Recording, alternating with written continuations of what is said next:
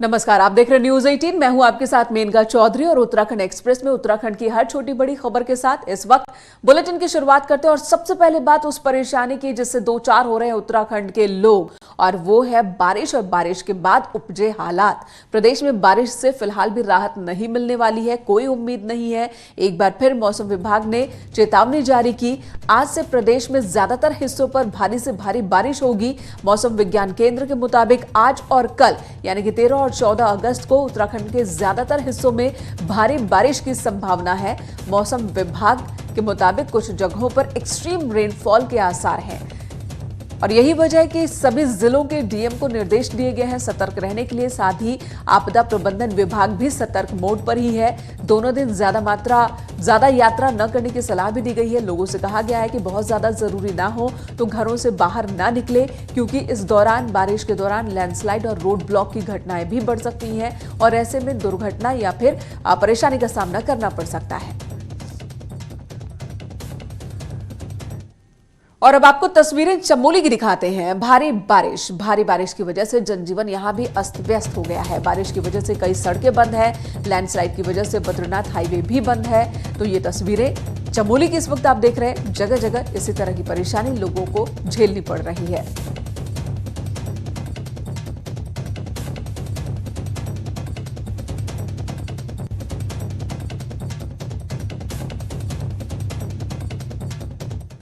रात में और आज अर्ली मॉर्निंग में काफ़ी हेवी रेन्स यहाँ पे हुए और उससे काफ़ी जो सड़कें हैं वो बंद हो गई थी। तो हमारे जो भनेर पानी, लामबगड़, पागल नाला वगैरह वगैरह बहुत सारी जगह पे एनएच ब्लॉक हो गया था, तो सभी जगह खुलवाया जा चुका है। अभी बस लामबगड़ और ये चाड़ा के पास में भी रोड ब्लॉक है, उसको भी खोलने की कार्रवाई की जा रही है। पिथौरागढ़ में भी हालात बहुत ही ज्यादा खतरनाक हो गए हैं। बारिश और लैंडस्लाइड की वजह से कई जगहों पर सड़कें बंद है। कई जगहों पर तो ऐसी भी स्थिति बन गई है कि सड़क पूरी तरह से गायब हो गई है। पहाड़ का मलबा सड़कों पर आ गया है। कई मार्ग यहां पर बंद है।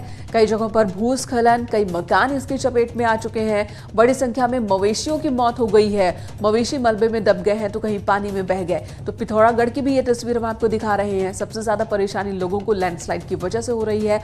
बारिश के बाद लैंडस्लाइड से लोग डरे हुए हैं।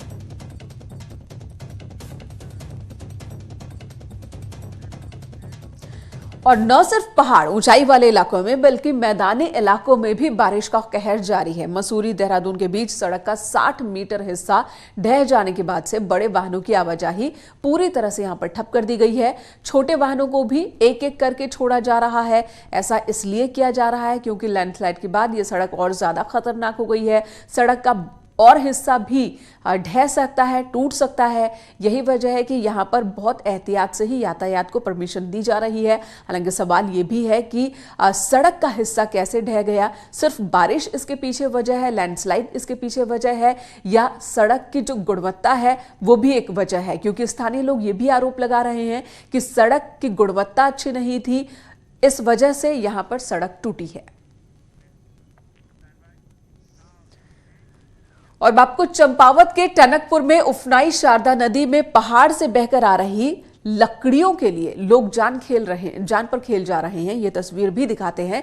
चंद लकड़ियों के लिए रौद्र रूप में बह रही नदी में बच्चे तक कूद जा रहे हैं और घर में गैस सिलेंडर ना होने का बहाना बना रहे हैं। इन लकड़ियों को सुखाकर बेचने का भी काम चल रहा है। तो ये देखिए, पहाड़ों से नदी की पानी के साथ साथ जो मलबा आ रहा है उसमें लकड़ियां भी है और इन लकड़ियों को चुनने के लिए लोग अपनी जिंदगी भी दांव पर लगा दे रहे हैं। इनका कहना है कि इन लकड़ियों को बेचकर वो कुछ पैसा इकट्ठा कर सकते हैं। और हालांकि जो बच्चे हैं, देखिए छोटे छोटे बच्चे भी इस उफनती नदी में छलांग लगा रहे हैं। इनका कहना है कि घर में गैस सिलेंडर नहीं है, चूल्हा जलाने के लिए लकड़ियां चाहिए, तो इन लकड़ियों को इकट्ठा कर रहे हैं। इधर नैनीताल के बल्दिया खान में लैंडस्लाइड होने से हाईवे बंद हो गया। हालांकि कई घंटों की मशक्कत के बाद हाईवे को अब खोल दिया गया है। रात से ही रुक रुक कर लगातार बारिश हो रही है, जिसकी वजह से अभी भी 12 सड़कें बंद है। राहगीरों को काफी दिक्कतों का सामना करना पड़ रहा है। हालांकि प्रशासन लगातार सड़कों को खोलने में जुटा हुआ है।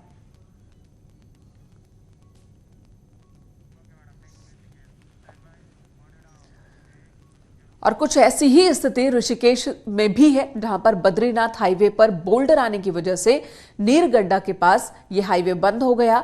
बीआरओ सड़क खोलने की कोशिश में जुटा हुआ है।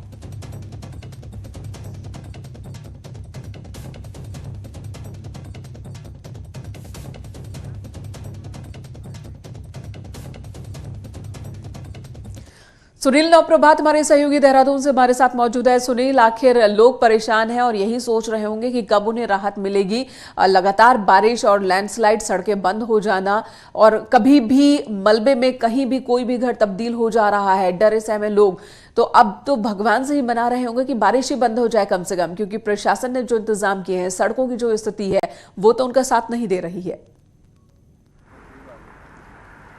बिल्कुल मेनिका, लेकिन अभी ये दिक्कत बनी रहेगी।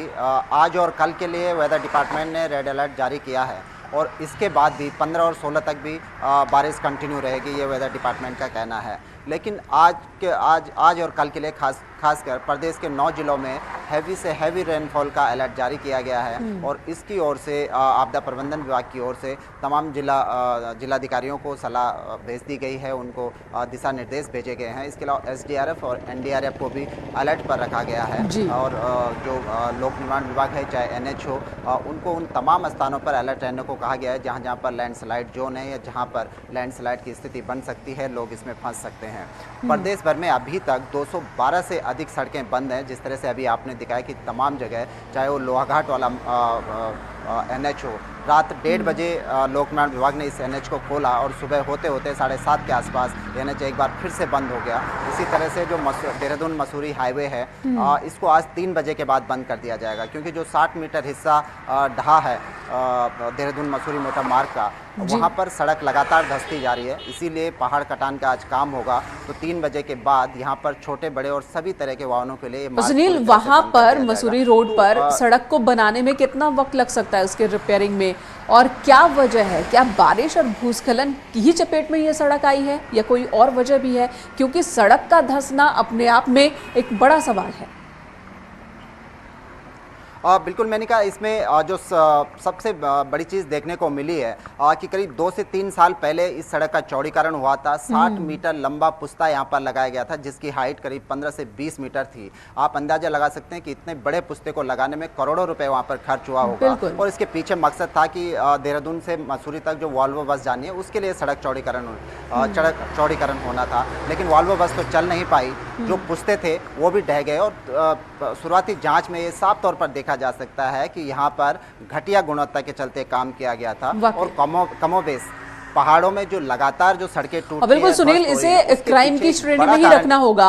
उत्तराखंड जहां पर बारिश एक बहुत बड़ी चुनौती है, हर साल लगभग 3 से 4 महीने का वक्त ऐसा बीतता है और वहां पर भी सड़कों में अगर घटिया सामग्री का इस्तेमाल हो रहा है तो उसको क्राइम की श्रेणी में ही रखना चाहिए और जानलेवा क्राइम की श्रेणी में रखना चाहिए, कार्रवाई होनी चाहिए उस पर। धन्यवाद इस वक्त पूरी जानकारी देने के लिए। और आज की एक और बड़ी खबर देहरादून से, जहां पर आज कैबिनेट मीटिंग होनी है, 11 बजे मीटिंग होगी, सचिवालय में मीटिंग होगी और महामारी एक्ट में संशोधन किया जा सकता है। इस मीटिंग के दौरान बड़ा फैसला लिया जा सकता है।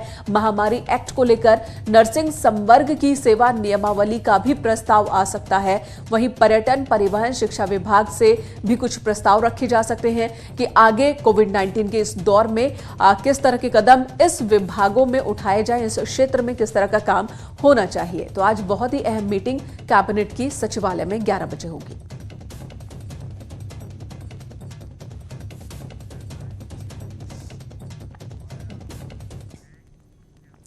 15 अगस्त को सीएम त्रिवेंद्र सिंह रावत और विधानसभा अध्यक्ष प्रेमचंद अग्रवाल गैरसैंण जाएंगे।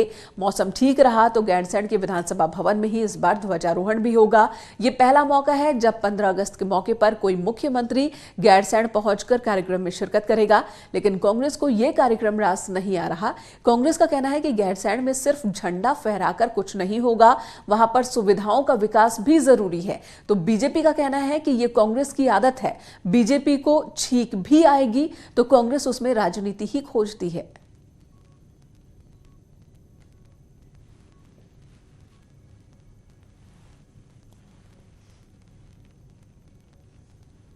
कार नहीं गई वहां, आप स्वयं नहीं गए वहां पर, कोई सत्र आपने नहीं किया। इस प्रकार से केवल राजनीतिक मार्क्स स्कोर करने का उसको मुद्दा ना बनाएं, उसको फुटबॉल नहीं बनाएं, वहां पर गंभीरता से प्रयास करें। भारतीय जनता पार्टी को छींक भी आएगी तो कांग्रेस उसमें राजनीति की बात करती है। राजनीति तो वो लोग करते हैं भारतीय जनता पार्टी की नकल करते करते अपने आप को हाईलाइट करने की कोशिश करते हैं। सचिवालय में अधिकारियों को लेकर सीएम ने सख्ती दिखानी शुरू कर दी है। सचिवालय में कई सालों से जमे अधिकारियों कर्मचारियों के ट्रांसफर के आदेश दे दिए गए हैं, जिसके बाद अब लोगों को परेशानी होने लगी है। फैसले से एक तरफ कांग्रेस ने इसे अच्छा कदम बताया, हालांकि ये भी कहना है कांग्रेस का कि अगर ये फैसला पहले लिया गया होता तो बेहतर होता। वहीं सरकार के फैसले का आम आदमी ने भी स्वागत किया है।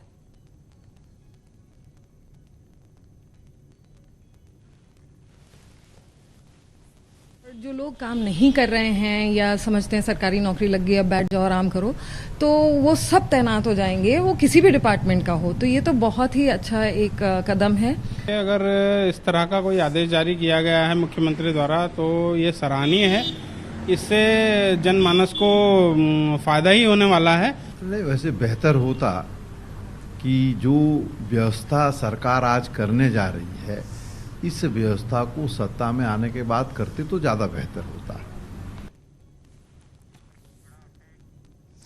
2022 के महामुकाबले में अभी वक्त है, लेकिन कांग्रेस के राष्ट्रीय महासचिव हरीश रावत काफी सक्रिय दिख रहे हैं। हालांकि आश्चर्य की बात है कि उनकी ये सक्रियता बीजेपी से ज्यादा कांग्रेस के नेताओं की ही मुश्किलें बढ़ा रही है। आखिर ऐसा क्यों? देखिए ये रिपोर्ट। उत्तराखंड में सत्तारूढ़ बीजेपी का मुकाबला साल 2022 में कांग्रेस के किस चेहरे से होगा, इस सवाल पर अभी से अटकलों का बाजार गर्म है। ये सवाल राज्य में हरीश रावत की सक्रियता को देखते हुए अभी से ज्यादा उठ रहे हैं, क्योंकि हरीश रावत कभी देहरादून तो कभी गैरसैंण तो कभी आपदाग्रस्त इलाकों में जाकर कांग्रेस का हाथ जनता के साथ वाला नारा बुलंद करने की कोशिश में है। हालांकि चेहरे के सवाल पर हरदा का अपना ही अंदाज है। 55 साल से कांग्रेस की सेवा कर रहा हूँ, यदि मुझे संगठन नहीं समझा जा रहा है तो फिर मेरा बड़ा दुर्भाग्य है। तो मेरी सक्रियता का मतलब ही कांग्रेस की सक्रियता है, संगठन की सक्रियता। राज्य में कांग्रेस साफ साफ दो धड़ों में बटी हुई नजर आती है। एक तरफ टीम हरीश रावत है तो दूसरी ओर नेता प्रतिपक्ष इंदिरा हृदयेश और पीसीसी चीफ प्रीतम सिंह की जुगलबंदी है। हालांकि हरीश रावत की सक्रियता के पीछे नेता प्रतिपक्ष की अपनी ही दलील है। हरीश रावत मुख्यमंत्री भी रहे हैं और महासचिव भी हैं, तो अगर वो गैरसैंण गए तो यही देखने गए। मैंने भी बयान दिया उस पर कि भाई आपने कहा ग्रीष्मकालीन राजधानी होगी, क्या वहाँ कोई कार्यालय काम कर रहा है कि पहाड़ के लोगों को देहरादून न जाना पड़े, वहाँ से काम हो जाए? मैंने तो खुद बयान दिया। वही बीजेपी का कहना है कि कांग्रेस में सभी ने अपने लिए गड्ढे खोदे हुए हैं, ना तो वो किसी को स्वीकार करेंगे और ना ही कोई उन्हें स्वीकार करेगा। कोई ताकत ऐसी नहीं है कि उनको कोई स्वीकार कर ले या वो किसी को स्वीकार कर ले। कितनी बड़े लोग उसमें मध्यस्थता कर लें, वो नहीं होने वाला, क्योंकि सबने अपने लिए खड्डे पहले से खोद रखे। कांग्रेस के भीतर चल रहे समुद्र मंथन से अमृत निकले या विष, लेकिन मुकाबला बीजेपी से होना तय है। इसीलिए हरीश रावत अपने बयानों से कभी बीजेपी तो कभी कांग्रेस को ही उलझाए रखते हैं और खुद को कांग्रेस के केंद्र की धुरी में बनाए हुए हैं। न्यूज 18 के लिए हल्द्वानी से शैलेंद्र नेगी के साथ पिथौरागढ़ से विजयवर्धन उप्रेती की रिपोर्ट। देहरादून में आईपीएस अधिकारी ने एक छात्र की पिटाई की। ये मामला तूल पकड़ता जा रहा है। इस मामले की जांच भी चल रही है। हाई प्रोफाइल मामला होने की वजह से एसपी सिटी खुद मामले की जांच कर रही है। जानकारी के मुताबिक पीड़ित पक्ष ने अब मानवाधिकार आयोग में भी इस मामले में कार्रवाई की मांग को लेकर एक याचिका दाखिल की है। आपको बता दें, मंगलवार को पीड़ित पक्ष ने डीजी लॉ एंड ऑर्डर से मिलकर शिकायत की थी और कार्रवाई की मांग की थी।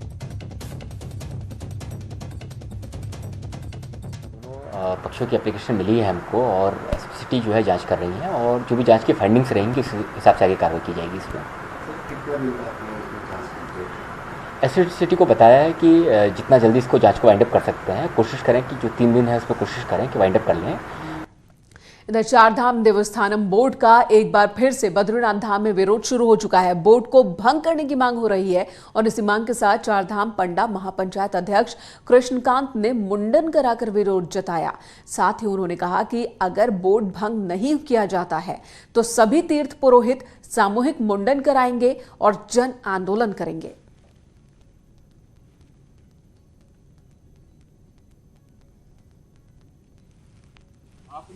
चारों धामों का सारी व्यवस्था चरमरा रही है, इसलिए कुपित होकर के हमें मुंडन का कार्यक्रम करना पड़ा। इस सरकार के विरोध में ये सामूहिक मुंडन भी होगा।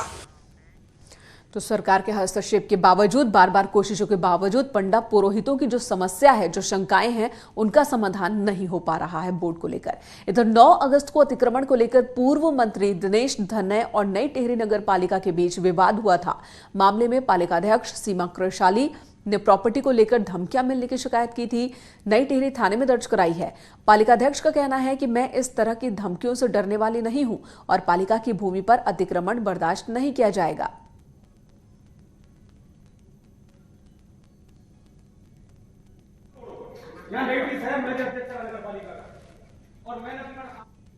जब हमने वो अतिक्रमण तोड़ाया है तो उसके तुरंत बाद मुझे धमकियां मिली, हम आपकी पर्सनल प्रॉपर्टी तोड़ देंगे। तो मैंने कहा अगर मेरी पर्सनल प्रॉपर्टी गलत है तो उसको तोड़ दीजिए, आपको अधिकार। और दूसरा, मेरे साथ जो फेसबुक पे इतने भद्दे भद्दे कमेंट कि मैं इस तरह के कोई डरने वाली औरत नहीं हूँ। ये ना सोचे कि जिस तरह से पहले चलता था इस तरह से आगे चलेगा।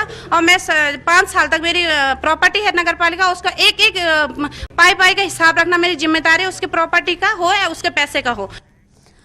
इधर रुद्रप्रयाग के भटवाड़ी सैंड में एक स्कॉर्पियो बेकाबू होकर खाई में पलट गई। 4 लोग सवार थे। हादसे में 2 लड़कियों की मौके पर ही मौत हो गई है। एक घायल को श्रीनगर के लिए रेफर किया गया है, जबकि एक शख्स अभी भी लापता है। बताया जा रहा है कि स्कॉर्पियो को लड़की ही चला रही थी, जो गाड़ी चलाना अभी सीख ही रही थी। स्कॉर्पियो करीब 200 मीटर गहरी खाई में गिरी और सीधे मंदाकिनी नदी में समा गई। खाई गहरी होने की वजह से रेस्क्यू काम में भी काफी दिक्कत आ रही थी। सभी लोग नारी गांव के रहने वाले हैं।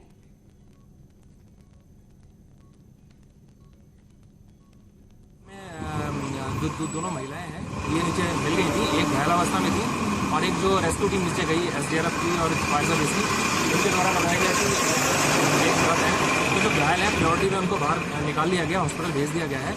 दूसरे का रेस्क्यू अभी चल रहा है और राकेश रावत अभी मिसिंग है और गाड़ी का अभी पता नहीं चल।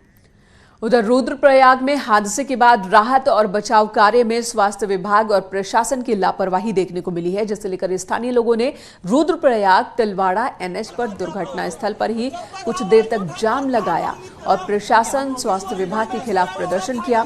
लोगों का कहना है कि एम्बुलेंस में ऑक्सीजन किट नहीं थी, जिसकी वजह से ही एक घायल लड़की की मौत हो गई। नजदीक और तहसील से सिर्फ 100 मीटर की दूरी पर एक एक्सीडेंट हुआ है और करीबन 3 घंटे हो चुके हैं और यहाँ पर प्रशासन द्वारा ऑक्सीजन सिलेंडर तक उपलब्ध नहीं कराया गया है। 2 घंटे बाद यहाँ पर रेस्क्यू ऑपरेशन शुरू होता है। SDRF की टीम यहाँ पहुँचती है, DDRF की टीम यहाँ पहुँचती है और उसके बाद यहाँ पर आप देख सकते हैं कि एक जो महिला वहाँ नीचे जिसकी सांसें चल रही थी, उसको ऑक्सीजन सिलेंडर की आवश्यकता थी और उसको ऑक्सीजन सिलेंडर नहीं मिल पाया। 3 एम्बुलेंस यहाँ पर पहुँच गई, लेकिन ऑक्सीजन सिलेंडर की कोई व्यवस्था यहाँ पर नहीं थी। इन आरोपों में सच्चाई है तो मामला बेहद गंभीर है। इधर रुद्रप्रयाग के मेडिसिटी अस्पताल में एक नर्स की संदिग्ध परिस्थितियों में मौत हो गई। नर्स अस्पताल में बने नर्सिंग हॉस्टल के एक कमरे में मृत पाई गई। नर्स हल्द्वानी की रहने वाली थी। पुलिस को इसके कमरे से कुछ नशीले इंजेक्शन और एक सुसाइड नोट भी मिला है, जिसमें प्यार के चलते आत्महत्या की बात लिखी गई है। इसलिए पुलिस इसी एंगल से फिलहाल मामले की जांच कर रही है।